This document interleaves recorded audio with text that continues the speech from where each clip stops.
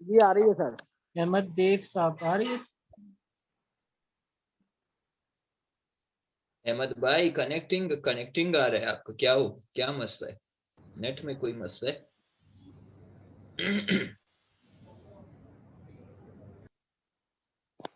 Sir आपको पता है पाकिस्तान में ये तो कॉमन प्रॉब्लम है नेट की। हाँ यार, स्क्रीन 5G शेयर अगर करो ना जुएर। अच्छा, अस्सलामुअलैकुम। वालेकुम सलाम। उमर भाई कैसे हो, ठीक हो, खैरियत से हो? अल्हम्दुलिल्लाह अस्सलामुअलैकुम ठीक सर सर, जी। आप सुनाए ठीक हैं? अहमद भाई कैसे हो, ठीक हो आप? अरे अल्लाह का। सर जी आप सुनाए। शुक्र है, मालिक का करम है। अच्छा अभी मैं एक टेस्टिंग कर रहा हूँ, मेरी स्क्रीन सबको नजर आ रही है जी बिल्कुल। और आवाज भी आ रही है क्लियर? जी जी।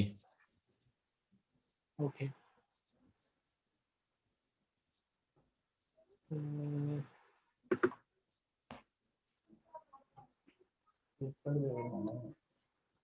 आगा Mohsin Ali, Ahmed, Umar Irshad, Waqar Ali. Should we wait or should we start, sir? Because it's time. No we have to start. Okay, we have to start.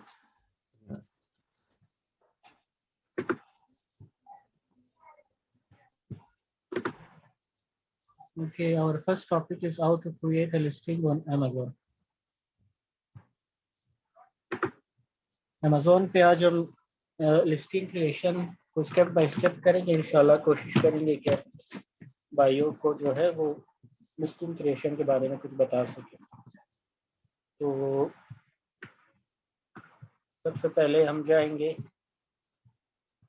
मैंने खोल के रखा हुआ है अमेजोन सेलर सेंट्रल पे। सेलर सेंट्रल पे हम जाएंगे कैटलॉग पे। कैटलॉग में 8 प्रोडक्ट्स पे हम इन्वेंट्री के ऊपर से भी जा सकते हैं, ऐड प्रोडक्ट्स। हम इस पर क्लिक कर लेंगे, इसको ओके कर लेंगे तो ये लोड होना शुरू हो जाएगा।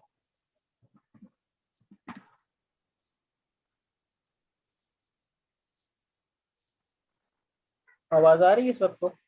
जी बिल्कुल। अच्छा, जब हम ऐड प्रोडक्ट कर लेंगे तो हमारे पास ये नई पेज खुल जाएगी। फाजिल कुमरानी। तो नई पेज जब हमारे पास खुलेगी तो हमारे पास इधर 2 ऑप्शंस हैं। पहला ऑप्शन ये है कि एग्जिस्टिंग प्रोडक्ट जो अमेजोन पे एग्जिस्ट करते हैं पहले ही से, उनमें हम अपना ऑफर ऐड कर दें। जबकि दूसरा ऑप्शन हमारे पास ये है कि वो ऐसे प्रोडक्ट्स जो अमेजोन पे ऑलरेडी सेल नहीं हो रहे तो हम अपनी नई लिस्टिंग बनाना चाहते हैं, तो उसके लिए हम सेकेंड ऑप्शन यूज़ करेंगे। तो हम किसी प्रोडक्ट को सर्च जो है अमेजोन पे, इधर मिसाल के तौर पे अगर हम कोई प्रोडक्ट सर्च करना चाहते हैं तो हम मुख्तलिफ तरीके हैं उसके। मिसाल के तौर पे एसएन नंबर से हम कर सकते हैं, आईएसबीएन के तरीके से कर सकते हैं। आईएसबीएन ज़्यादातर हमारे लिए बुक्स के लिए यूज़ होती है। ईएएन जो है उसके लिए यूज़ करते हैं। ये ईएएन ज़्यादातर यूरोपियन प्रोडक्ट्स के लिए यूज़ होती है। और UPC, universal product code, UPC जो है सबसे कॉमन तरीका होता है किसी भी प्रोडक्ट को सर्च करने का। तो हम अब ये अस्यूम ये करते हैं कि हमारा जो प्रोडक्ट है वो बिल्कुल न्यू है और अमेजोन पे एग्जिस्ट नहीं कर रही, तो इसके लिए हम किस तरह से नई लिस्टिंग क्रिएट कर सकते हैं।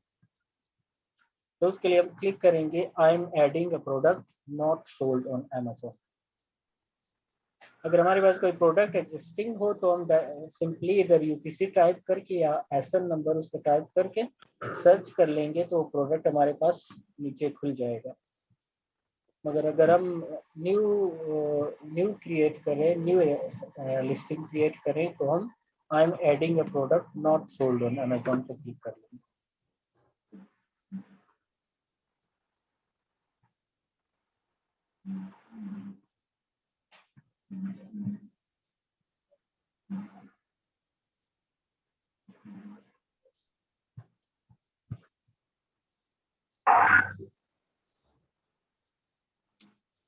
तो इसके बाद जब हम न्यू लिस्टिंग सेलेक्ट कर लेंगे तो हमारे पास ये पेज खुल जाएगी। इस पेज में सबसे पहले हमने अपने प्रोडक्ट की कैटेगरी सिलेक्ट करनी होती है कि किस कैटेगरी में हम चाहते हैं कि प्रोडक्ट फॉल करे। तो हमारा टारगेट ये होता है कि द मोस्ट रेलिवेंट जो कैटेगरी होती है उसको ही हम सिलेक्ट करें। तो हम क्या कर सकते हैं कि इधर ये जो हमारे पास बहुत सारी कैटेगरीज हैं गिवन है ऑलरेडी, इनमें से एक एक में ब्राउज कर सकते हैं। जब हम किसी एक को क्लिक कर लेंगे तो फिर सब कैटेगरी आ जाएगी, फिर उसके बाद सब कैटेगरी आ जाएगी। तो ये होते होते बहुत आगे निकल जाएगी। तो आप इस तरह कर सकते हैं। आप दूसरा तरीका इसका ये है कि आप जो है इधर कोई कैटेगरी सिलेक्ट कर सकते हैं, सर्च कर सकते हैं। ठीक है, मिसाल के तौर पे हमारे पास अगर प्रोडक्ट है कोई, मिसाल के तौर पे पेन है, ठीक है, तो पेन है तो वो फिर हमें 20 मैचिंग कैटेगरीज हमें रिकमेंड कर देगा अमेजोन खुद के लिए। जो आपने प्रोडक्ट का नेम लिखा है ये इन कैटेगरीज में, इन पॉसिबल कैटेगरीज में फॉल कर सकती है। तो फिर हम क्या करेंगे, इन 20 कैटेगरीज में से द मोस्ट रेलिवेंट जो कैटेगरी होती है उसको हम सिलेक्ट कर लेंगे। मिसाल के तौर पे ये हमने सिलेक्ट कर ली, इधर से सिलेक्ट कैटेगरी कर।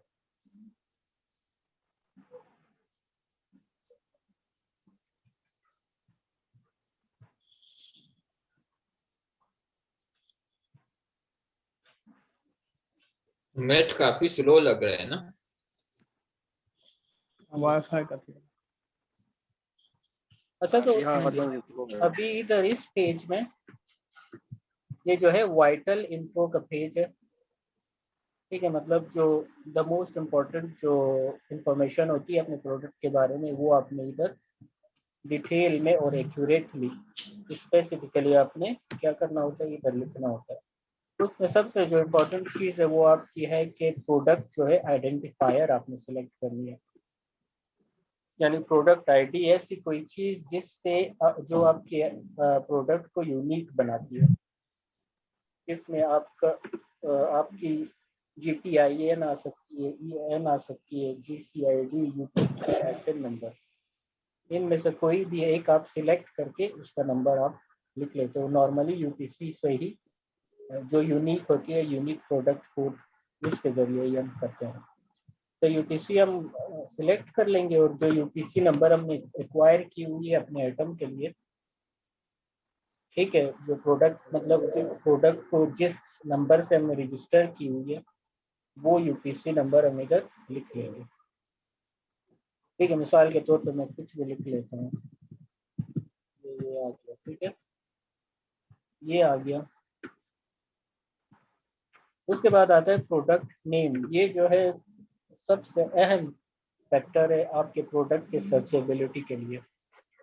आपका प्रोडक्ट नेम या जिसको प्रोडक्ट टाइटल कहते हैं वो जो है कॉम्प्रिहेंसिव होनी चाहिए और कॉम्प्रिहेंसिव होने के साथ साथ यूनिक होनी चाहिए और most relevant to your product होनी चाहिए। मतलब आपके प्रोडक्ट के हिसाब से मोस्ट रेलिवेंट होनी चाहिए। तो ये वो जगह है जिधर आपने अपने सारे SEO फैक्टर जो है वो अप्लाई करने हैं और अपने प्रोडक्ट के लिए एक यूनिक सा टाइटल और मतलब द मोस्ट सर्च जो वो होता है, मतलब एक लॉन्ग टेल टाइटल आप सिलेक्ट करके ऑलरेडी बना के फिर उसको इधर उधर से कॉपी करके इधर आप पेस्ट कर सकते हैं। तो वो आप कॉपी पेस्ट कर लेंगे, आपका प्रोडक्ट नेम आ जाएगा।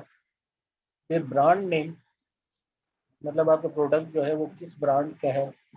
फिर मैन्युफैक्चरर, इस ब्रांड का मैन्युफैक्चरर कौन है, कौन बनाता है इस प्रोडक्ट को, और अगर कोई प्रोडक्ट पार्ट नंबर है वो इधर आप लिखिए। ठीक है, प्रोडक्ट पार्ट नंबर से मुराद ये है बहुत सारे प्रोडक्ट कंपनीज इस तरह बनाती हैं कि वो अपने हर प्रोडक्ट को एक यूनिक नंबर एलोकेट कर देते हैं। ठीक है, मिसाल के तौर पे मैं आपको बताऊं कि ये जो आप कह सकते हैं इसको, सॉरी, आप इसको कह सकते हैं SKU। ठीक है, जी SKU भी बहुत सारे जो सप्लायर्स होते हैं उनकी अपनी भी एक यूनिक इन्वेंट्री होती है जिसमें वो अपने प्रोडक्ट्स को सर्चेबल बनाते हैं। मिसाल बिल्कुल मॉडल वाइज हो सकता है वो जो है ना प्रोडक्ट, या नंबर वाइज हो सकता है कि वो उस प्रोडक्ट को यूनिक बनाते हैं ताकि उनके सर्च में रहे। अगर कोई भी कस्टमर या क्लाइंट उनको ऑर्डर करे तो वो उस प्रोडक्ट को बहुत इजीली सर्च कर सके। ठीक है, तो ये वाइटल इंफॉर्मेशन पेज आपकी इस तरह फिल आउट हो जाएगी। फिल आउट होने के बाद आप इसको सेव करोगे और यही सबसे इम्पोर्टेंट पेज है। इस पेज पे आपने बहुत ज्यादा काम करना होता है ताकि मोस्ट रेलिवेंट बना सकें अपने प्रोडक्ट। उसके बाद हम सेकंड पेज पे जाते हैं, वेरिएशंस। अगर आपके प्रोडक्ट में कुछ वेरिएशंस हैं तो वो आप इधर ऐड कर सकते हैं। मिसाल के तौर पे कलर्स की वेरिएशन है या साइज में कुछ वेरिएशंस हैं, मुख्तलिफ साइजेस आपके पास अवेलेबल है या मुख्तलिफ कलर्स है या मुख्तलिफ मॉडल्स हैं। जिस तरह के भी वेरिएशंस हैं वो आप इधर से इस पेज में आप इधर स्पेसिफाई कर सकते हैं। मिसाल के तौर पे हमारे पास कोई पेन है जो मुख्तलिफ कलर्स में अवेलेबल है, रेड है, ब्लू है, ब्लैक है, वगैरह वगैरह। तो आप क्या करेंगे कि बाई कलर वेरिएशन ऐड करेंगे। इधर से आपने कलर ऐड कर ली, इधर आप लिख लेंगे मिसाल के तौर पर रेड। ठीक है, रेड आपने लिख ली, ये वेरिएशन आपकी ऐड हो गई। वेरिएशन आपकी रेड ऐड हो गई तो ये नीचे जो है उसके बारे में मजीद आपने डिटेल्स देने हैं कि जो है इस स्पेसिफिक प्रोडक्ट की क्या मजीद डिटेल्स हैं स्पेसिफिक वेरिएशन की। तो इधर से आप कंडीशन उसकी न्यू बता सकते हो, प्रोडक्ट आईडी, ये फिर वो यूपीसी आ जाएगी। ठीक है, यूपीसी इधर आप लिख लेंगे। सेलर एसक्यू अगर आपके पास कोई है अवेलेबल मैन्युफैक्चरर से वो लिख लोगे। उसके बाद आप जो है क्वांटिटी लिख सकते हो। क्वांटिटी वैसे तो एफबीए में जो है आप 0 ही रखते हो अगर आप एफबीए कर रहे हो तो, वरना अगर फुलफिल्ड बाय मर्चेंट करे हो तो इधर आपके पास जो क्वांटिटी अवेलेबल है स्पेसिफिक वेरिएशन की वो आप इधर ऐड कर सकते हो। ठीक है, और यूएसडी योर प्राइस इधर जो है आप स्पेसिफिक वेरिएशन की प्राइस आप लिख सकते हो। तो ये जब आप लिख दोगे तो फिर ये मजीद आप अगर वेरिएशन ऐड करना चाह रहे हो तो फिर इधर मजीद आप मिसाल के तौर पर ब्लू लिख लोगे तो फिर ऐड वेरिएशन कर दोगे तो ये दूसरी वेरिएशन ऐड हो जाएगी। ठीक है, तो फिर मजीद आपने वो डिटेल्स इधर लिखने होंगे इस स्पेसिफिक वेरिएशन के बारे में। ठीक है, इधर फिर ये जो है कंडीशन नोट्स में आप जो है अगर आपके प्रोडक्ट में कोई स्पेसिफिक कंडीशंस हैं वो आप दे सकते हो। सेल प्राइस में जो इधर आप प्राइस लिख रहे हो ना, मिसाल के तौर पे आप लिख रहे हो 25, तो इधर सेल प्राइस भी आप ऐड कर सकते हो कि नॉर्मली आपका प्राइस 25 है मगर एक स्पेसिफिक पीरियड के लिए आप इस आइटम को इस स्पेसिफिक वेरिएशन को जो है आप $20 की दे रहे हो, तो वो ये सेल प्राइस में आप उस सेल प्राइस को ऐड कर सकते हो। तो ये हो गई हमारी वेरिएशन। फिर उसके बाद हमारे आ जाते हैं ऑफर। अभी हमने ऑफर देना है। अच्छा, इधर जो अगर हम एडवांस्ड व्यू में जाए ना, एडवांस्ड व्यू में तो इधर फिर आपके पास ऊपर जो है मजीद आपके पास चीजें खुल जाएंगी। ठीक है, मसलन वाइटल इन्फो है, वेरिएशन है, ऑफर है, कॉम्प्लायंस है, इमेजेस है, डिस्क्रिप्शन है, कीवर्ड्स है, मोर डिटेल्स है। तो ये आप अभी मजीद और डिटेल्स अपने प्रोडक्ट के लिए ऐड कर सकते हो। ठीक है, तो ऑफर में आप जो है, क्योंकि हमने वेरिएशंस में कोई प्रोडक्ट नहीं डाला इसलिए अभी हम ऑफर्स में कोई स्पेसिफिक चीज ऐड नहीं कर सकते। बहर सूरत ऑफर का जो पेज है वो इस तरह का होगा। इसमें जो है आप इधर अपना प्राइस लिखोगे, जो आप जिस प्राइस में स्पेसिफिक प्राइस में आप अपना वो ऐड मतलब प्रोडक्ट सेल करना चाहते हो अभी इधर प्राइस फैक्टर इसलिए नहीं आ रहा कि इधर हमने वेरिएशंस वो कर लिए ना, ऐड कर लिए। ये इधर दो वेरिएशंस ऐड कर लिए तो उनके साथ हमने प्राइसेस भी लिख लिए ऑलरेडी, ठीक है, 25 24 मतलब। तो अगर ये वेरिएशंस ना हो तो फिर आप जाके ऑफर पेज में अपने प्राइसेस दे सकते हो।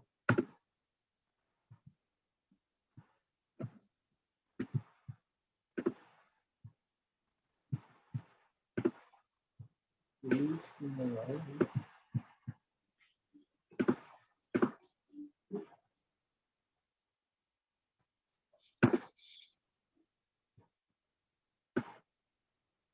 ये डिलीट हो जाएगी बाद में।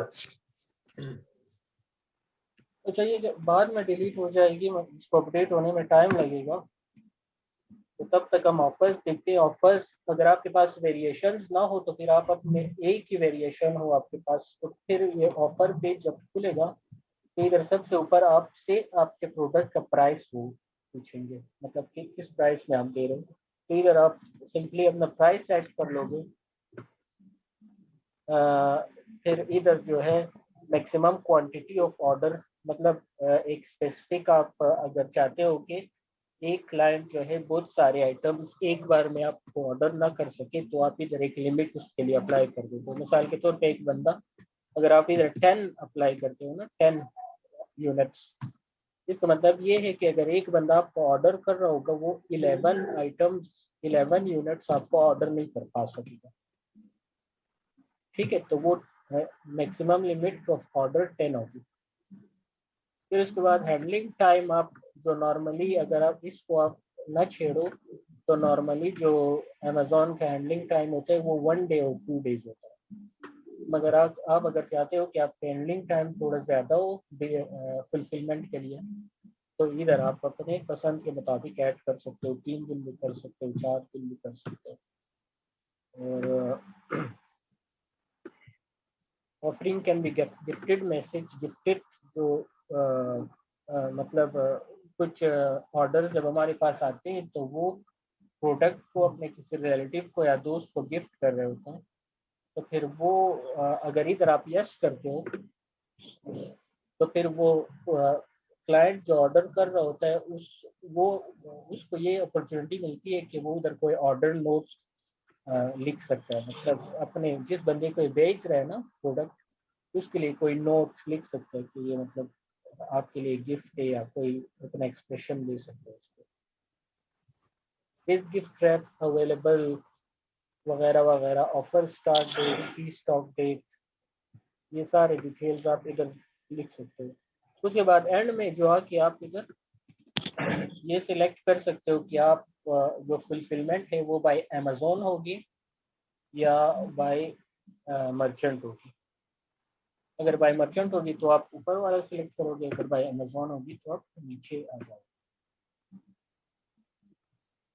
फिर अगर फुलफिलमेंट बाय अमेजोन होगी तो इधर मजीद शिपिंग ऑप्शंस भी अवेलेबल होते हैं, जो स्टैंडर्ड जो अमेजोन का वो होता है शिपिंग उसके अलावा होते हैं। अगर आप बेहतर तरीके से चाहते हो कि मजीद बेहतर तरीके से आपकी वो हो, आपके प्रोडक्ट की शिपमेंट अमेजोन करे, तो आप ये इनमें से इन ऑप्शंस को सिलेक्ट कर सकते हो। मतलब नॉर्मली एक 7 to 11 डेज डिलीवरी है स्टैंडर्ड, तो आप क्या कर सकते हो कि 3 to 5 डेज बिजनेस डेज कर सकते हो, या 2 to 6 बिजनेस डेज भी आप कर सकते हो, 1 to 3 बिजनेस डेज भी कर सकते हो। मगर ये है कि फिर इसके लिए अमेजोन के स्पेसिफिक चार्जेस अप्लाई होते हैं, ठीक है। तो ये चीज़ करने से पहले, मेरी आवाज़ आ रही है सबको? जी बिल्कुल। जी जी बिल्कुल आ रही है। जी आ रही है ज़ोहैर भाई। आ रही है सर, बिल्कुल। अच्छा, तो बस ये फिर आपने कर लिया, फिर उसके बाद आपने अपनी ऑफर दे दी, फिर आप आ जाएंगे कंप्लायंस। कंप्लायंस पेज ऐसे ही रहता है जैसे है एज इट इज,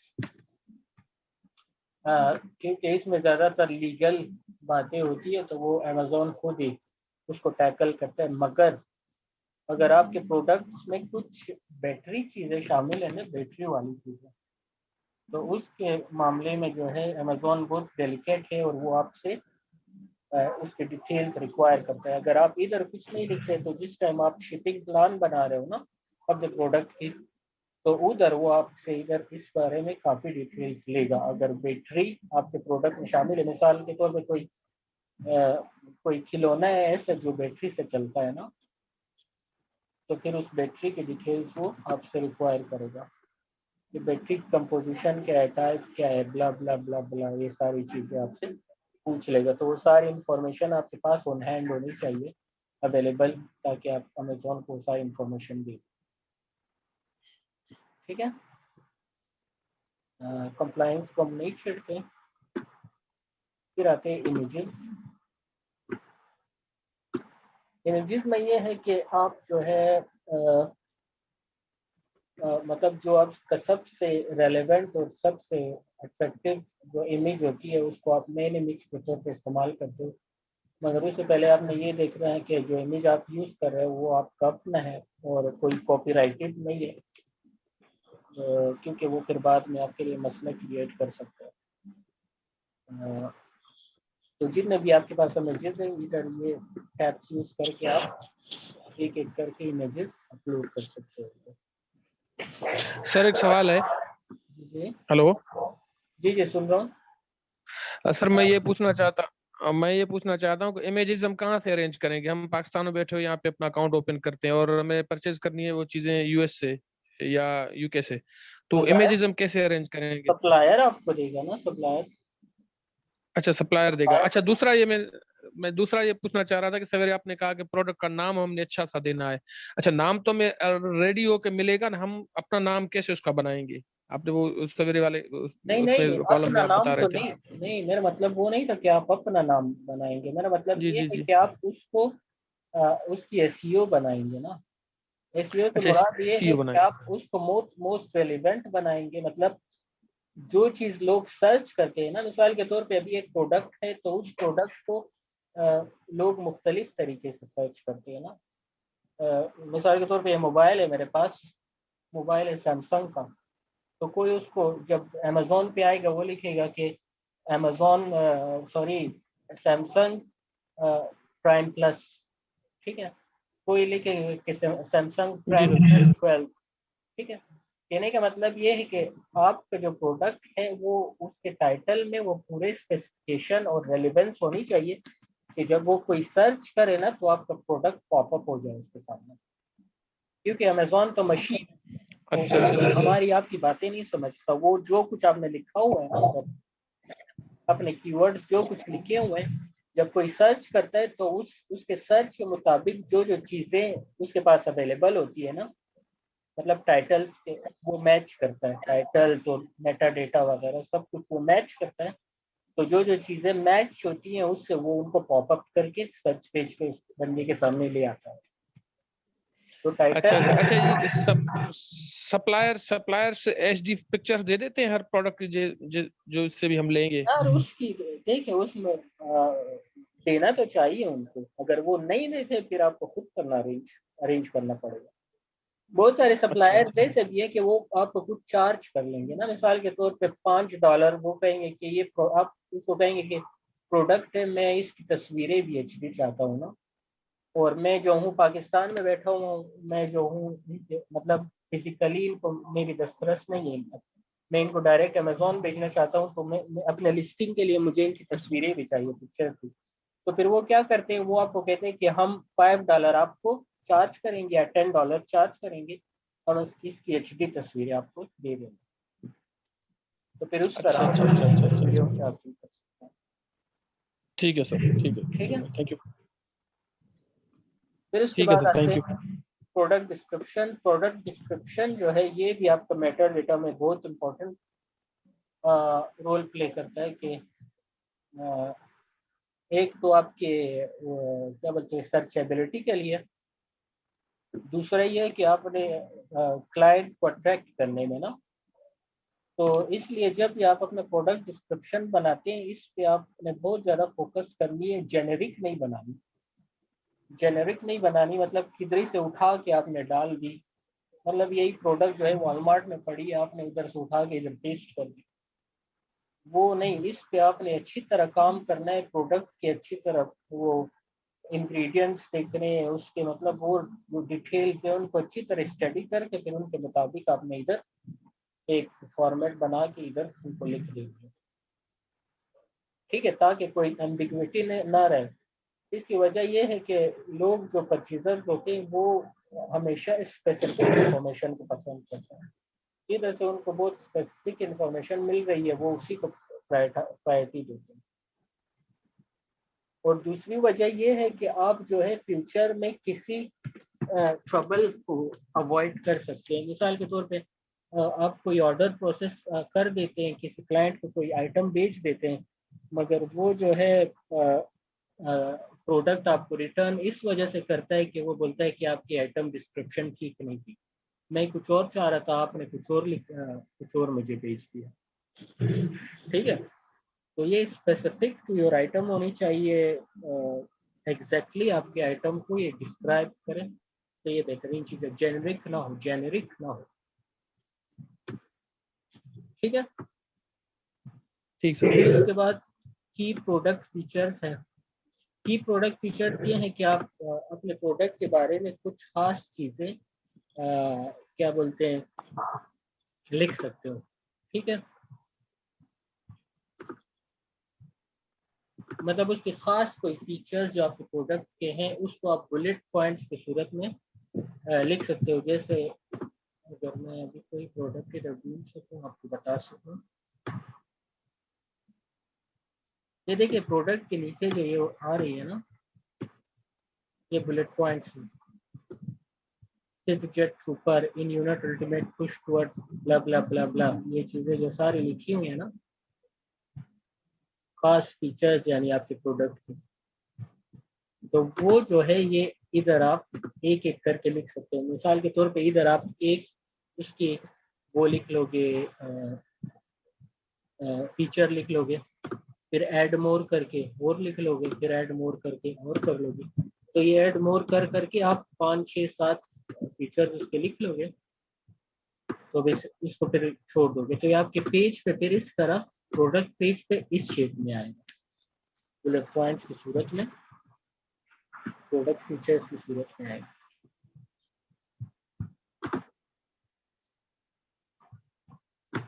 फिर उसके बाद CPSIA वार्निंग डिस्क्रिप्शन, मतलब अगर आपके प्रोडक्ट में कोई ऐसी बात है कि आप पहले ही अपने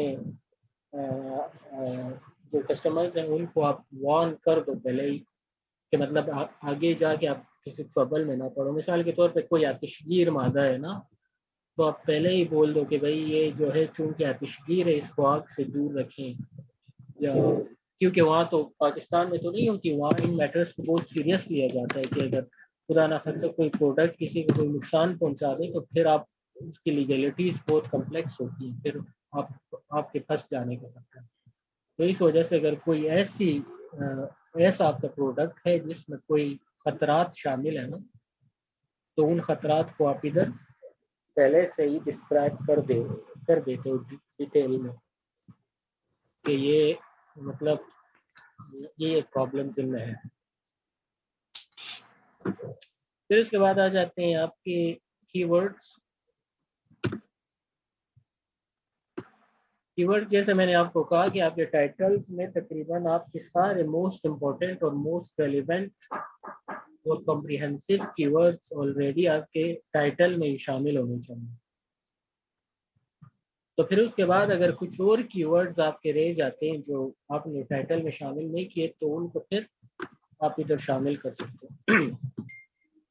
तो इस पे मैं सबसे पहले आप ये बता सकते हो कि आपका टारगेट ऑडियंस क्या है, तो वो आप अपने प्रोडक्ट के मुताबिक अपना ऑडियंस टारगेट कर सकते हो। इसको आप अगर एम्प्टी भी छोड़ते हो तो फिर ये जनरल हो जाता है, मतलब टारगेट सारे अवाम को ये टारगेट कर रहा होगा।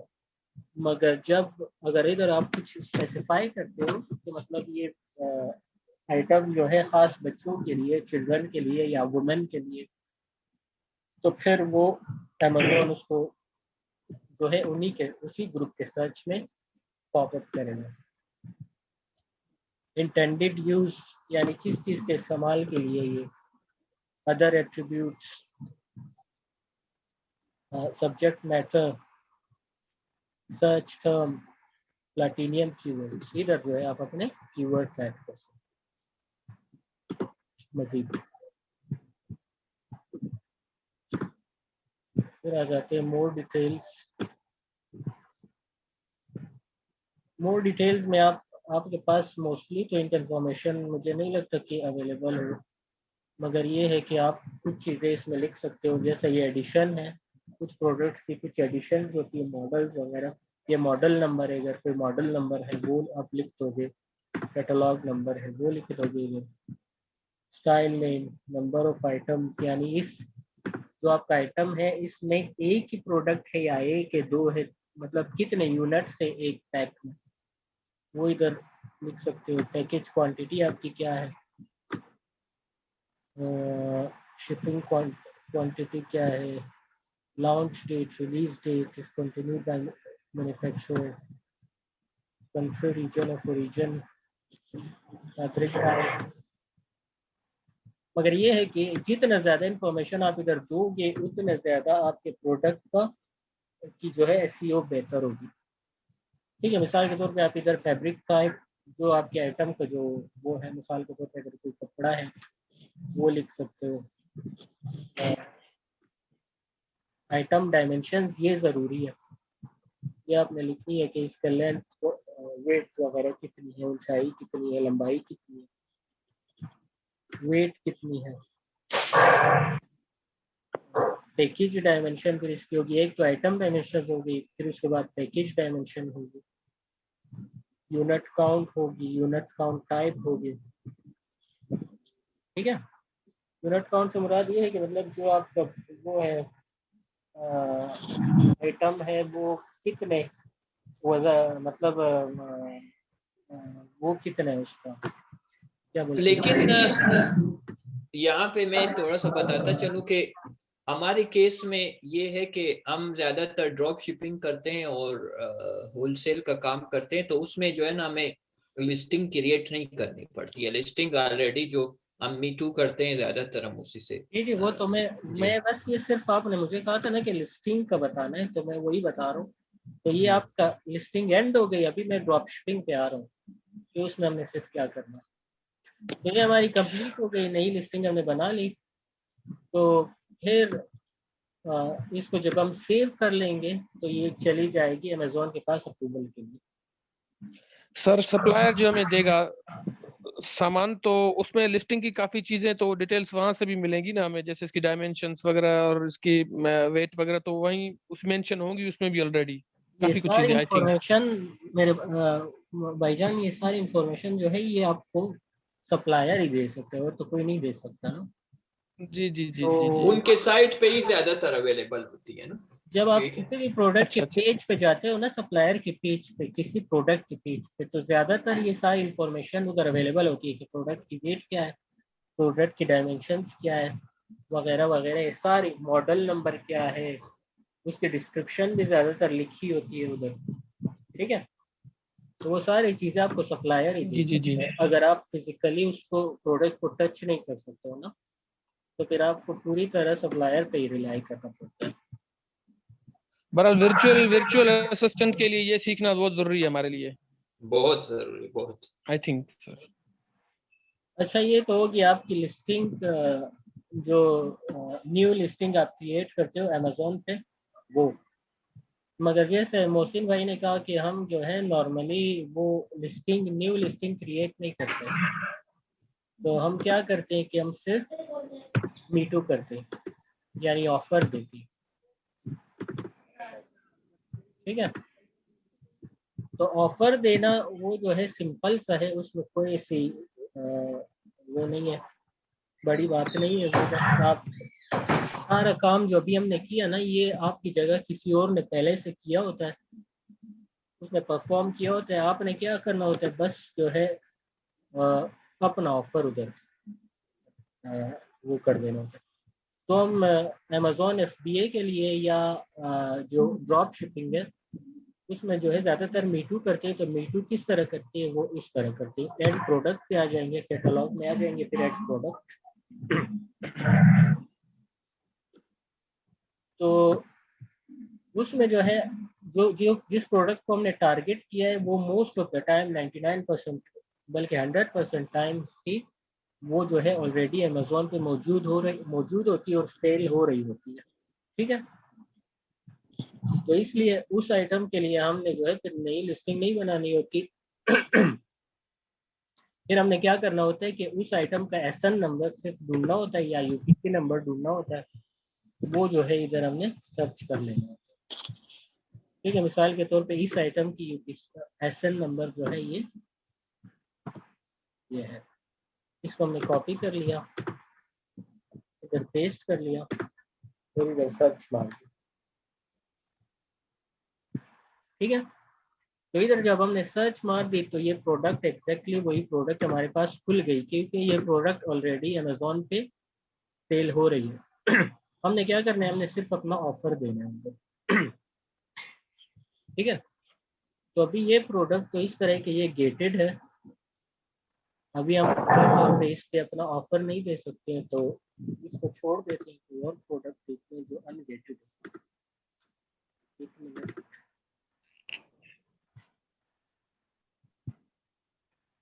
गेटेड और अनगेटेड का थोड़ा सा इनको बताएं कि गेटेड प्रोडक्ट्स क्या है वो और मैं अनगेटेड बताता हूँ, वो मैं अभी बताता हूँ, मुझे बस एक मिनट दो दे। मैं पहले इनको वो लिस्टिंग को बता दूं, फिर उसके बाद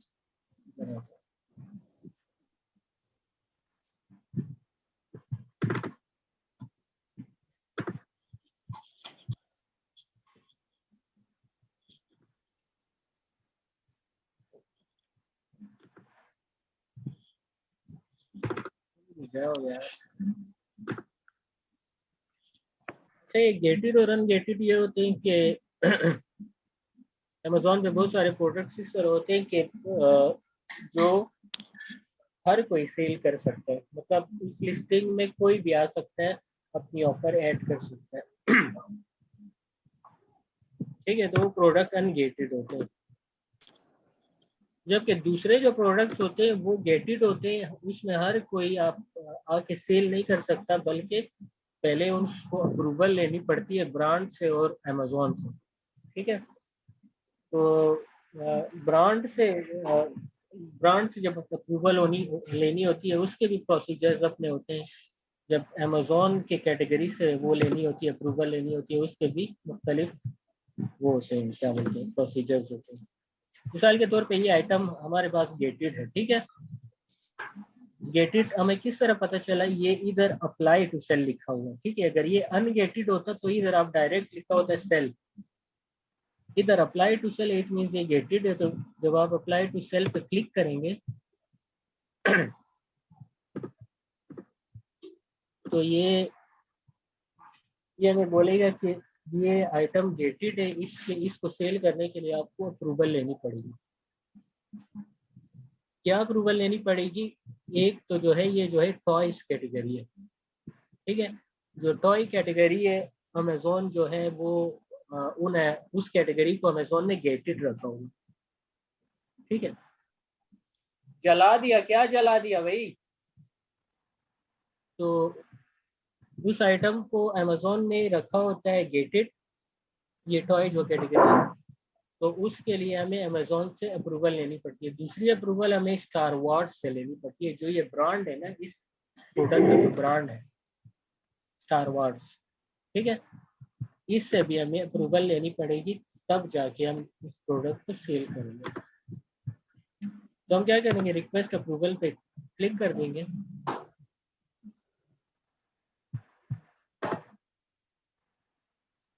आप लोग को आवाज आ रही है मेरी? जी जी जी बिल्कुल आ रहा है। तो रिक्वेस्ट अप्रूवल पे जब हम क्लिक करेंगे, देखें इधर जो है इस साइड पे अगर हम देखें योर एप्लीकेशन प्रोग्रेस, इसका मतलब ये है कि इस आइटम को जो है हमने लिस्ट करने के लिए हमें दो पार्टी से अप्रूवल लेनी पड़ेगी। एक तो खुद अमेजोन से, क्योंकि ये टॉयज कैटेगरी में फॉल करती है, और दूसरी अप्रूवल जो है हमें स्टार वार्स से लेनी पड़ेगी। ठीक है, तो अभी हम पहली अप्रूवल लेंगे, जब वो अप्रूवल मिल जाएगी फिर हम दूसरे अप्रूवल के लिए अप्लाई कर सकते हैं स्टार वार्स के, ठीक है। तो इस तरफ जो हम आएंगे हमको बोलेगा, वो हमें कहेगा are you reseller, distributor, manufacturer और both for the product you want to list. यानी आप असल में है क्या, आप रीसेलर हैं, मैन्युफैक्चरर हैं या बोथ।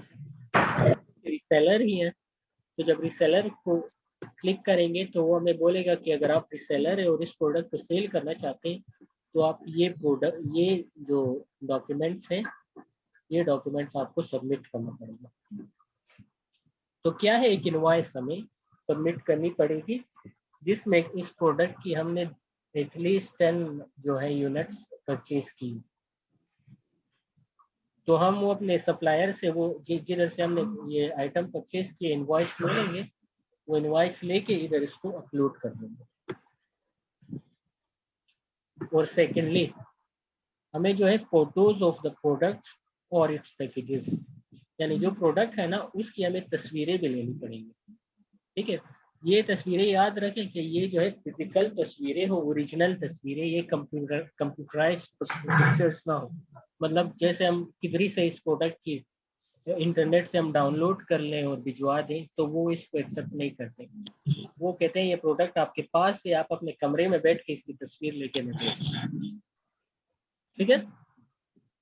तो फिर वो तस्वीरें हम लेके ऐड कर देंगे और हम इधर बाकी डिटेल्स अगर कोई कमेंट्स है वो डाल देंगे, अपना ईमेल एड्रेस, अपना फ़ोन नंबर डाल के सबमिट कर देंगे। तो जब सबमिट कर देंगे 2 से 3 दिन या 4 दिन में हमें ये टॉयज कैटेगरी की अप्रूवल मिल जाएगी। जब हमें अप्रूवल मिलेगी उसके बाद फिर हम आएंगे इसी लिस्टिंग पे। इसी लिस्टिंग को जो सर्च करेंगे फिर भी वो बोलेगा अप्लाई टू सेल, फिर भी ये खुला नहीं होगा, नेगेटेड नहीं होगा। फिर जब हम दोबारा अप्लाई टू सेल करेंगे तो हमें टॉयज की अप्रूवल मिल गई होगी, टॉयज कैटेगरी की। अभी हमें अप्लाई करना होगा स्टार वार्स जो ब्रांड है उनसे अप्रूवल लेने के लिए, ठीक है। तो फिर हमें यही चीजें जमा करनी पड़ेंगी। उसमें फिर ये कि तस्वीरें वो आपसे नहीं मांगेगा, सिर्फ इनवॉइस मांगेगा, ठीक है। या इनवॉइस मांगेगा या फिर वो ये जो ब्रांड है इसका कोई लेटर वगैरह आपसे मांगेगा कि अगर आपके पास कोई लेटर है, लेटर ऑफ परमिशन, जिसमें स्टार वार्स ने आपको परमिशन दे रखी हो कि भाई आप ये आइटम सेल कर सकते हो। अगर वो लेटर आपके पास नहीं है फिर वो आपसे यही इनवॉइस मांगेगा जिसमें आपने कम से कम 10 यूनिट्स इस आइटम की खरीदे होंगे। तो फिर आप वो कर दोगे तो फिर इसको सबमिट कर दोगे, ठीक है। जब सबमिट करोगे फिर 2-3 दिन बाद उसकी भी अप्रूवल आ जाएगी। फिर उसके बाद जो आप इस एसएन को सर्च करोगे ना, जब सर्च करोगे तो ये इधर ओपन होगा, अप्लाई टू सेल नहीं होगा, सिर्फ लिखा होगा सेल। तो फिर आप इस आइटम को सेल कर सकते हो। तो अभी मैं आपको दिखाता हूँ कि कोई आइटम जो अनगेटेड हो ना, तो उसको हम कैसे कर सकते हैं।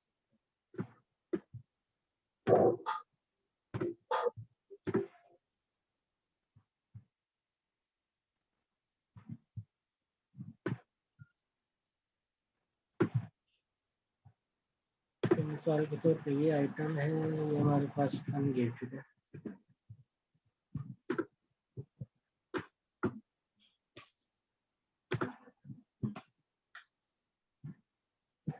देखिए ये आइटम जो है हमारे पास अनगेटेड है, इसके लिए हमें कोई परमिशन नहीं लेनी पड़ रही, कोई अप्रूवल नहीं लेनी पड़ रही। तो आपने सिंपली क्या करना है, जब एसएन को इधर आपने सर्च कर लिया तो इधर से कंडीशन आपने सिलेक्ट करनी है कि मतलब किस कंडीशन में आइटम आपके पास यूज्ड में है, कलेक्टेबल है, रिफर्बिश्ड है या न्यू है। हम नॉर्मली हम न्यू का वो करते हैं, बिजनेस करते हैं। तो जब न्यू आपने कर लिया अप्लाई टू सेल ना, भाई ये भी मांगा, ये भी गेटेड है, न्यू में ये गेटेड है, ठीक है। ये आइटम देखें यूज्ड में गेटेड नहीं है, कलेक्टेबल में गेटेड नहीं है, कलेक्टेबल में गेटेड है, सॉरी, यूज्ड में गेटेड नहीं है। आप डायरेक्ट इसको सेल कर सकते हो। न्यू में भी गेटेड है, ये आपको अप्लाई करना पड़ेगा। चलिए कोई और देखते हैं।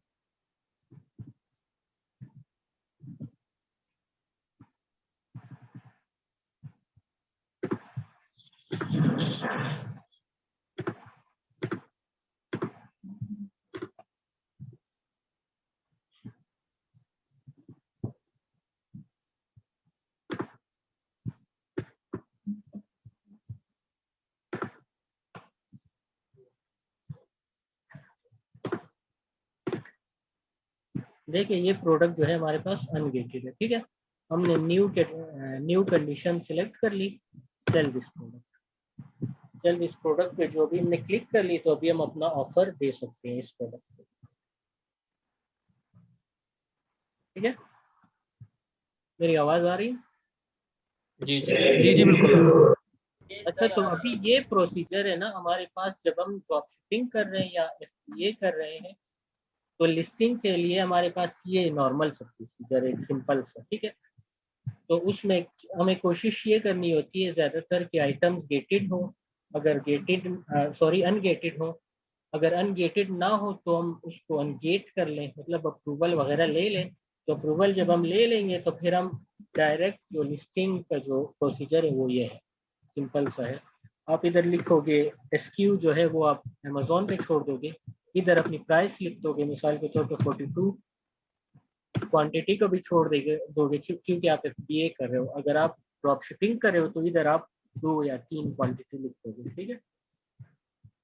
अगर आप FBA कर रहे हो तो फिर क्वांटिटी को भी आप एम्प्टी छोड़ दोगे। कंडीशन हम न्यू ही करते हैं तो न्यू ही आएगी। फिर इधर अगर आप ड्रॉप शिपिंग कर रहे हो तो आप लिखोगे I will ship this item, यानी फुलफिल्ड बाय मर्चेंट। अगर आप Amazon FBA कर रहे हो तो वो फिर आप Amazon will ship and provide customer service, ठीक है। तो इसको सिलेक्ट कर लो। ये करते ही बस आप इधर सेव कर लोगे। जैसे आपने सेव किया बस ये आपकी आइटम लिस्ट हो गई, दैट्स इट।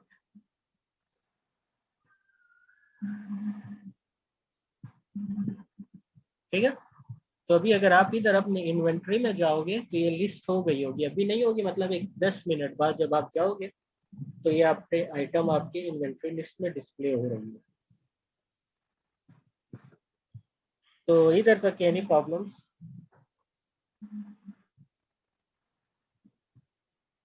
हेलो जी जी मोहसिन भाई, सिर्फ आपकी जी आ रही है और किसी को नहीं आ रही? जी जी सब ठीक है, समझ आ रही है। नहीं, सब बैठे हम लोग हुए हैं। सुन वो दरअसल मेरे ख्याल में कोई रात हो गई है, नींद आ रही है किसी को, तो शायद वो जवाब नहीं दे रहे। नींद तो नहीं आ रही अभी तो दिन नहीं नहीं सर, हम सुन रहे हैं। जी सर भाई सुन हम रहे लोग भी सुन रहे हैं, और कभी अगर नेट स्लो हो जाता है तो वो एरिया स्किप हो जाता है, लेकिन सुन रहे हैं जहाँ तक अवेलेबल है आपकी वॉइस तो हम सुन रहे हैं। अच्छा, तो ये होगी हमारे अमेजोन लिस्टिंग प्रोसेस पूरा।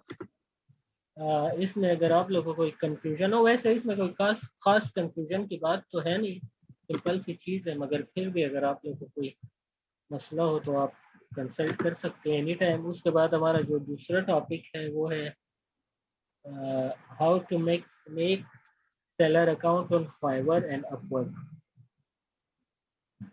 ठीक है। तो हम फिलहाल अमेजोन से छुट्टी ले लेते हैं, इसको बंद कर देते हैं और आ जाते हैं फाइवर पे और अपवर्क पे। आते हैं हम फाइवर पे।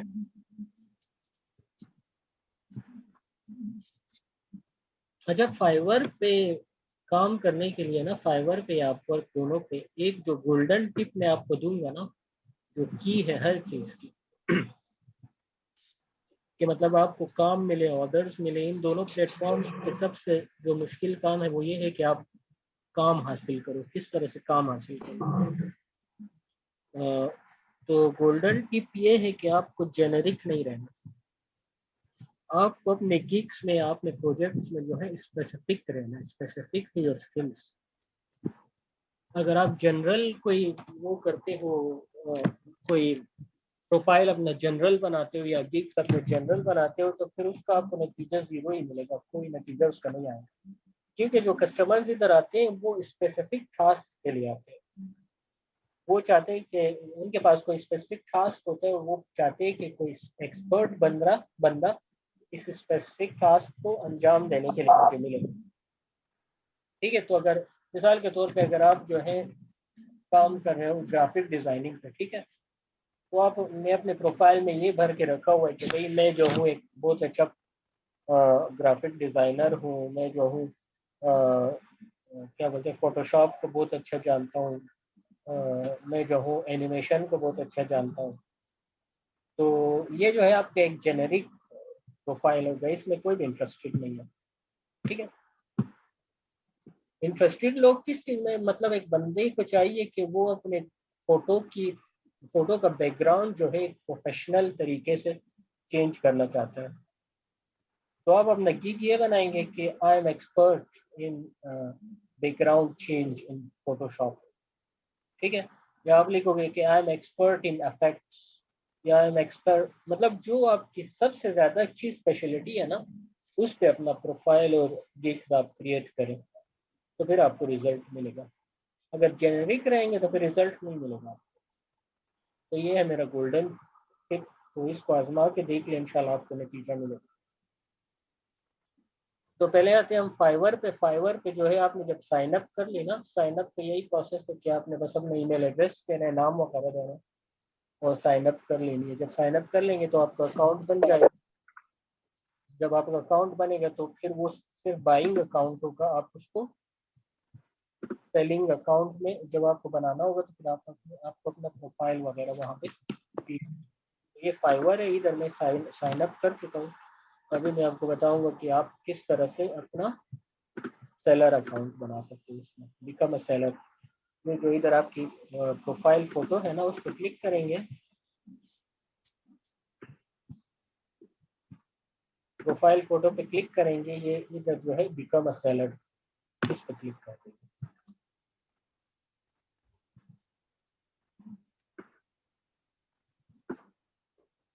ठीक है, तो फिर इधर दोबारा क्लिक करेंगे बिकम अ सेलर।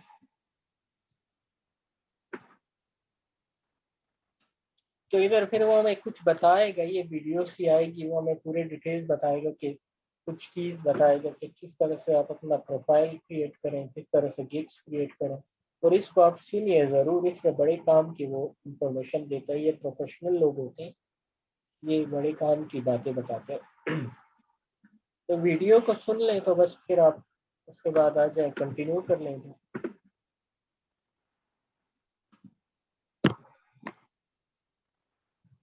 इधर फिर मैं वो मजीद आपको बातें बता रहे हैं, ठीक है, कि किस तरह आप जो है एक सक्सेसफुल फाइवर प्रोफाइल बना सकते हैं। और मजीद फिर मजीद कंटिन्यू करें।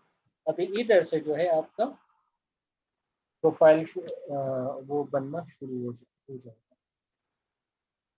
तो इसमें क्या करेंगे कि आप अपना फर्स्ट नेम लास्ट नेम लिखेंगे। तो इधर एक इम्पोर्टेंट चीज़ ये है कि जब आप अपने नेम्स लिखते हैं तो accurately as per your ID card जो है लिखें, क्योंकि अगर आप गलत नेम इधर लिखेंगे या कुछ स्पेलिंग की भी मिस्टेक होगी तो फिर आपको पेमेंट के टाइम पे प्रॉब्लम्स हो सकती है। आवाज आ रही है मेरी? जी जी बिल्कुल। जी सर आ रही है। ठीक है, तो इधर आपने नेम अपना as per your ID card, अगर पाकिस्तान में है तो, अगर कहीं बाहर है तो उधर आपका लाइसेंस जो है उसके मुताबिक जो है आपने अपने नेम लिखने होते हैं।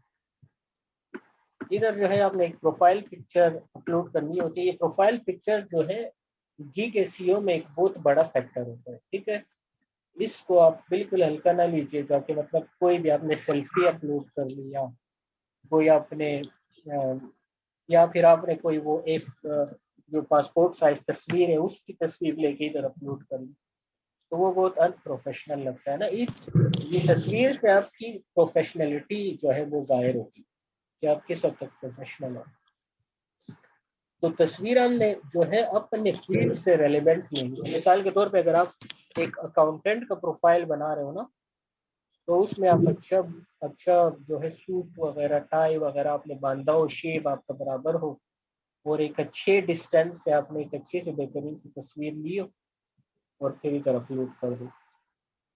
इसी तरह अगर आप कुछ ऐसा प्रोफेशन से मुंसलिक, मिसाल के तौर पे आर्ट हो गई या ग्राफिक डिजाइनिंग ही हो गई, तो उसमें फिर ये कि आप बहुत ज़्यादा फॉर्मल ड्रेसिंग नहीं करोगे तो मतलब थोड़ा सा इनफॉर्मल सा, मतलब आप अच्छे से शर्ट पहन लो, उस पर कोई अपर पहन के अच्छा सा जीन्स के साथ आप कोई अपनी तस्वीर लेके अच्छे से इधर अपलोड कर सकते हो। तो ये बहुत बड़ा फैक्टर होता है प्रोफाइल पिक्चर।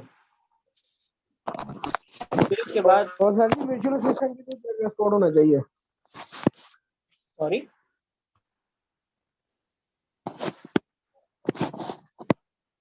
जी वकार भाई हेलो क्या कह रहे थे? सर, आपकी आवाज कट रही है। जी जी बोले। मैं पूछ रहा हूँ सर जी विजुअल असिस्टेंट के लिए क्या ड्रेस कोड होना चाहिए।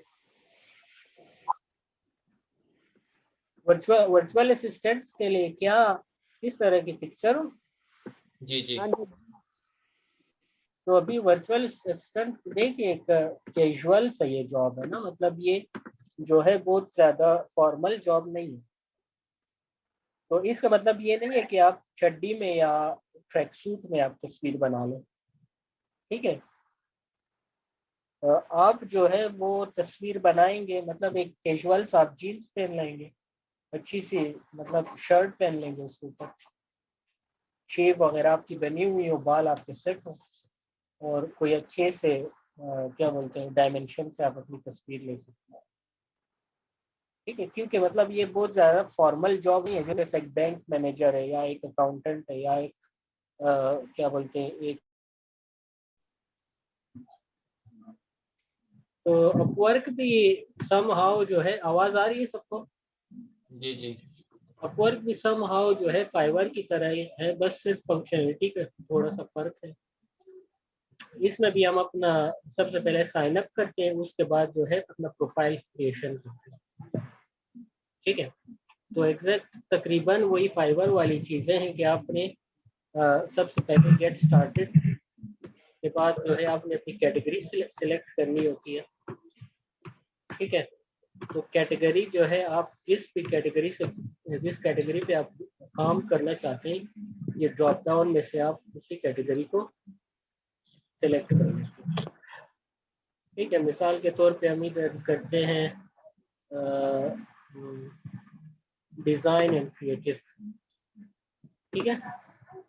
फिर सब कैटेगरी में मज़ीद हम स्पेसिफिक होने की कोशिश करते हैं। तो मिसाल के तौर पे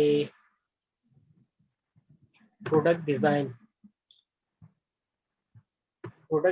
पे हम को सिलेक्ट करके हम नेक्स्ट कर लेते हैं।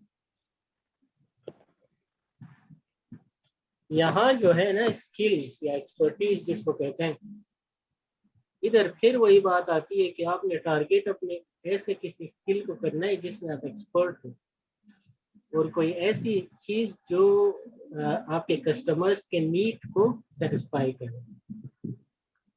तो उस तरह की आपने कुछ स्किल्स 1 2 4 जो है, ज्यादा एलेबोरेटिव होने की कोशिश ना करें, फिर जो है चीजें जो है स्पाम हो जाएंगी। कोशिश करें टारगेटेड स्पेसिफाइड स्किल्स जो है 3 4 ज्यादा से ज्यादा आप सिलेक्ट करें, ठीक है। मिसाल के तौर पे मैं इधर करता हूँ लेआउट डिजाइन, फिर 3D डिजाइन, ये 2 कर लेता हूँ, ठीक है। फिर नेक्स्ट कर लेता हूँ। अभी इधर बोलते हैं कि एक्सपर्टीज लेवल आपकी क्या है, तो मैं एक्सपर्ट ही हूँ, क्योंकि आपने अपनी ऐसी कोई एक्सपर्टीज सिलेक्ट की होती है जिसमें आप समझते हो कि आप एक्सपर्ट हो, वेरी गुड, तो उसको आप एक्सपर्ट लेवल सिलेक्ट कर लो। मेरी स्क्रीन शेयर हो रही है आप सबसे? जी जी फिर उसके बाद एजुकेशन है। एजुकेशन में जैसे पहले मैंने आपको कहा कि आप जो है ज़्यादा मतलब अपने जो जनरल एजुकेशन है उस पर फोकस बिल्कुल नहीं करना। आपने जो है अपने एक्सपर्टीज वाइज जो क्वालिफिकेशन है या एजुकेशन है उसको टारगेट करना है। मिसाल के तौर पे हमने सिलेक्ट किया है इधर की ग्राफिक डिज़ाइनिंग पे आप काम करो ना, या एनिमेशन क्रिएशन पे, तो उससे रेलिवेंट अगर आपकी कोई एजुकेशन है प्रोफेशनल, तो उसको आप इधर बड़ी अच्छे से वो डिस्प्ले करो, ठीक है। टारगेट जो रेलिवेंट टू योर स्किल चीजें हैं ना, उन चीजों को टारगेट करें एजुकेशन में। क्योंकि कोई आपके मास्टर डिग्री में या हमारे मास्टर डिग्री में इंटरेस्टेड नहीं होता, वो चूंकि स्पेसिफिक टास्क आपसे चाहते हैं क्लाइंट्स, तो आपने उसी से रेलेवेंट कोई चीज उनको देनी होती है। तो इधर भी आपने वही करना होता है। उसके बाद जो है मिसाल के तौर पे मैं कुछ कर लेता हूँ, इधर कुछ लिख लेता हूँ। चलो ठीक है, इसको छोड़ ऐड करने स्किप करें।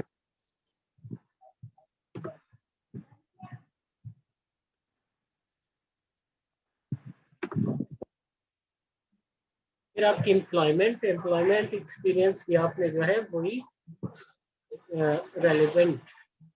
रेलेवेंट चीजें रखनी है कि मसलन आप तो जॉब भी करते होंगे, मतलब किसी डिपार्टमेंट में आप एज एडमिन काम करते होंगे, तो उसको इधर हाईलाइट करने की जरूरत नहीं है बिल्कुल। इधर आप सिर्फ वो प्रोजेक्ट्स हाईलाइट करोगे जो आपने ग्राफिक डिजाइनिंग या एनिमेशन वगैरह से रेलेवेंट पास्ट में कर रखी होती, कंप्लीट की हुई होती, तो उन चीज़ों को आप इधर हाईलाइट करेंगे डिटेल में, उन्हीं पे फोकस करेंगे, उन्हीं पे टारगेट करेंगे। फिर आ जाएंगे लैंग्वेजेस पे। फिर आपकी आवरली रेट है। आवरली रेट जो है इसको भी आपने जो मुंतखब करना होता है या डिफाइन करना होता है, ये भी एक टेक्निकल काम होती है, ठीक है। क्योंकि मार्केट में जो मुख्तलिफ तरह के एक्सपर्ट्स हैं और मुख्तलिफ तरह के जॉब्स वो ऑफर कर रहे हैं और उनके लेवल के मुताबिक, ठीक है। मतलब एक बंदा है वो 5 साल से काम कर रहा है अपवर्क पे, ठीक है, तो उसकी लेवल ऑफ एक्सपर्टी कुछ और है और उसकी जो आवरली डिमांड है वो कुछ और होगी। जबकि एज अ बिगिनर हमारी जब हम स्टार्ट करें तो हमारी डिमांड कुछ और होनी चाहिए ना, मतलब उस लेवल पे नहीं होनी चाहिए। मगर जैसे अगर वो $30 चार्ज कर रहे हैं तो हम तो फिर $30 हम नहीं कर सकते, क्योंकि वो ज़्यादा प्रेफरेबल है हमारे कंपेटिटर। तो इस वजह से कंपेटिटर को देख के, जो हमारे कंपेटिटर्स हैं उनके लेवल्स को, उनके एक्सपर्टी लेवल्स को देखते हुए हमने अपनी आवरली रेट्स डिफाइन करनी होती है, ठीक है।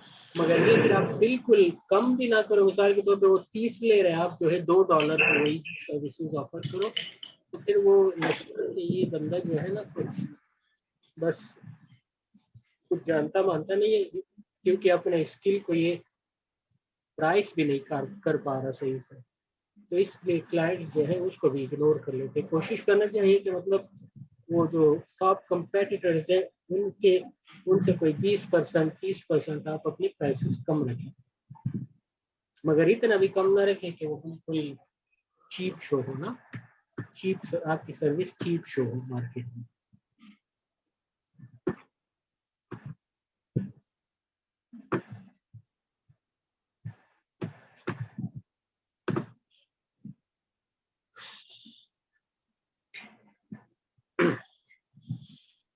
अच्छा, आपका टाइटल क्या है? मिसाल के तौर पे आप वो ग्राफिक डिजाइनर हो या अकाउंटेंट हो या क्या कहते हैं, मतलब कोई भी डॉक्टर हो, तो ये इधर आपने अपना टाइटल इधर लिखना। प्रोफेशनल ओवरव्यू, जो चीज आपने इधर लिखी ना ऊपर, तो उसी को थोड़ा सा हल्का इधर आपने टच दे देना है। 2 से 3 जुमले ही लिखने हैं, ज्यादा नहीं। प्रोफाइल पिक्चर का तो मैंने उधर जिस तरह मैंने आपको उधर बताया था फाइवर पे, वही रूल्स इधर अप्लाई होते हैं, ठीक है। फिर उसके बाद लोकेशन आपकी क्या है, फोन नंबर आपका क्या है, उसके बाद फोन नंबर। तो ये जब आप प्रोफाइल अपनी कंप्लीट कर लोगे, ये चली जाएगी अपवर्क के पास अप्रूवल के लिए। जब तक अपवर्क इसको अप्रूव नहीं करती, ये पेंडिंग रहेगी। तो जब वो अप्रूव कर लेंगे फिर आपकी प्रोफाइल लाइव आ जाएगी, फिर आप अपने प्रोजेक्ट्स पे आप अपने वो ऑफर्स दे सकते हो। मगर इधर भी फिर भी मैं आपको एक वही बात बताता हूँ कि अगर आप जितने जेनरिक रहोगे उतने ज्यादा चांसेस है कि आपका प्रोफाइल रिजेक्ट हो जाए अपवर्क पे। जितना आप स्पेसिफिक रहोगे ना, स्पेसिफिक सर्विसेज वो करोगे, ऑफर करोगे, उतने ही ज्यादा चांसेस है कि अपवर्क आपके प्रोफाइल को अप्रूव करेगा। तो यहाँ तक ये मेरे ख्याल में आज के लिए हमारे टॉपिक्स कवर हो गए। तो अगर कोई और वो तो कुछ नहीं है ना? नहीं और कुछ नहीं आज के लिए, फिर इंशाल्लाह फिर नेक्स्ट वीक इंशाल्लाह करते हैं, ठीक है। तो चलिए ठीक है, बहुत मेहरबानी सबका ज्वाइनिंग के लिए, थैंक यू सर, आपकी बहुत मेहरबानी। Thank you so much. Thank you. Thank you so much.